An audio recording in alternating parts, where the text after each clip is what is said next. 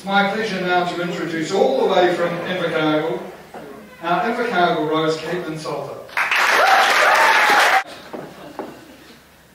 Shall I skip the first one? No, let's skip the first question. What's the first question again? A bit about me. Oh yes, tell us a little about yourself. Well, I'm Caitlin, I'm 22. I am from Wellington originally, but proud to be supporting Southland and representing Southland today. I have a twin sister who's over there, and I am a reporter. I'm a reporter for the Southland Times down in Invercargill, and I love it down there. You've been there how long? 5 months. 5 months. Okay. You haven't gone through a whole winter yet. Yeah, just wait. I'm pretty sure it's hidden. You'll get there. All right. So tell us your Irish connection. Well, my Irish connection comes from many sides of the family, but the most important to our family was my mum's dad, who was from School in County Kerry, lovely little town you probably know as Tom Crane's hometown. But he moved to New Zealand with his father and his two sisters in 1938 when he was 17, and settled in Taranaki and worked as a dairy farmer until he moved to Wellington. And on my dad's side, I have my great-grandfather, just one great-grandfather, Richard Salter, who was from Riverwater in Baltimore and County Cork, and he moved to Dunedin in 1912 and found a wife. Found a wife? Found a wife. She stumbled upon her. Oh. Yeah. And the rest is history. Yes, okay, we won't do that. You say that your family, you were born in Wellington? I was, yes. Your dad's from Dunedin, however. Mm-hmm. Your mum's from Wellington. And Taranaki. From Taranaki. Yeah. Whoops. Alright. Don't get that one wrong. Yes, right. Could be dangerous otherwise. So, what I want to know is how come we've ended up in Invercargill?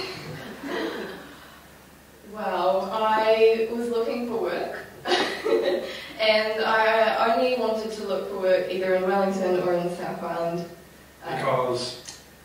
Because I feel more connected to the South Island because we've spent every holiday there. Haven't done much travel up north. So we spent a lot of time in Queenstown and in Otago, so it made sense to go to the nearest daily because the Southland Times covers most of central Otago as well. So thought, why not? We'll try it out, and I have to say, I'm just going to do a little plug to Southland here. Don't believe what you've heard. Right? It's great. Yeah, right. Okay. Don't listen to the Rolling Stones. Okay. No, to be fair, and I do try to be fair once in a while, my family comes from Invercargill as well, but generally I keep that pretty quiet. That was so rude. Yeah. You haven't heard anything yet, you won't say this one here. You say you're a reporter for the Southland Times. Yes. Okay. And you also say that as a result of your upbringing you have a very strong conscience and you find it difficult to lie. Yes, I do. So the obvious question is, how do you square that with being a reporter? We're not lawyers.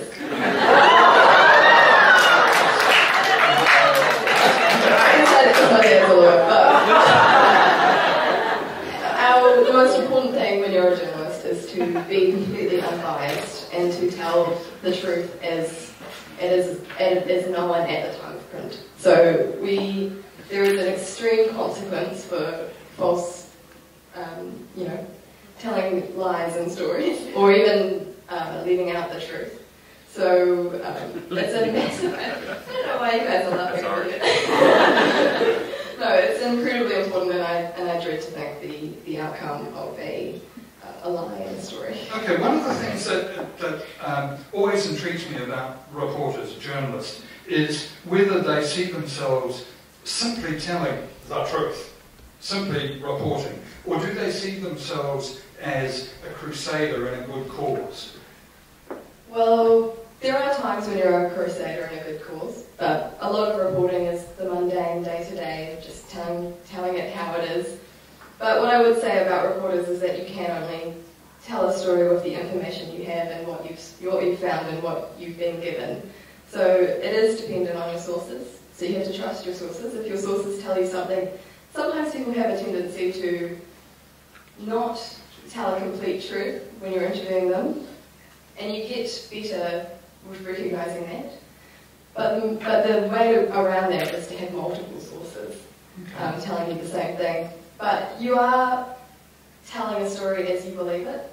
So you can't, while you have to get your facts right and your recognised truths in there, you can't be 100% certain that what someone's told you is completely factual unless you've checked it out. Right, okay.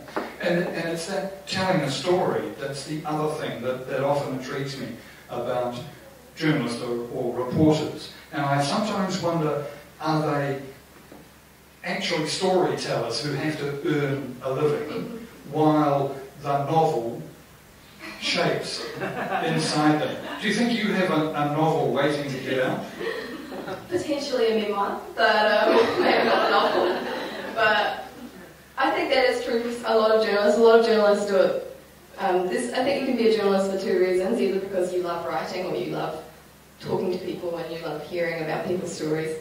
But a lot of journalists relish in the opportunity to write a feature where you can be a bit more, there's a bit more wiggle room for, telling a good story and having some good adjectives in there and getting a little bit more colour in the piece. Okay. In your profile, one of the things that's fascinating about the answers that the Roses give on their entry forms are the things that they dislike. Oh no. I know what's coming. So it is Caitlin. You dislike rodents. Yes. You said also you dislike it when Liverpool Football Club lose. I live in a my world is heartbreak. Which means you must get a fair bit of time being moving. And you also dislike intensely missing the perfect tea temperature window. Yes. Now, I have no idea what that might mean. Well, it's... Explain it to me. Well, I'm not disagreeing. Yeah. I just want to know what the hell it is. Tea is an art that I live my life by. It's my career, currently. No.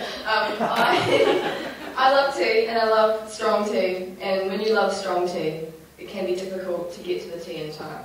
Because by the time you take the tea bag out, you haven't got that long. So there's a line by T.S. Eliot about measuring out your life in coffee spoons. Measuring out your life in tea bag time. So that's how I measure my morning. Yeah. Scans well, doesn't it? Ladies and gentlemen, out there we go, Rose Caitlin Salter.